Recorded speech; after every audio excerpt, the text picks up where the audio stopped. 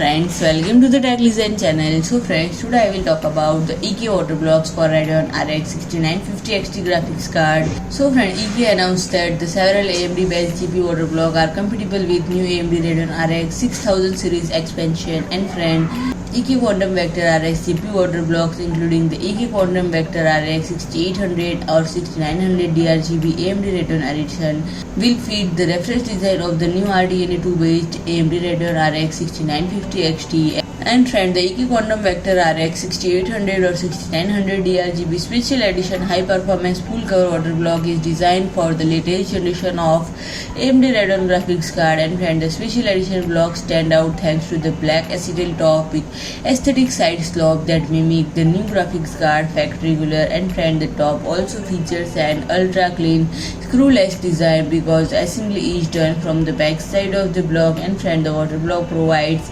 active cooling to the GPU core, VRAM and all the VRM MOSFETs, and also contact with the introduced suppresses any potential coil wiring.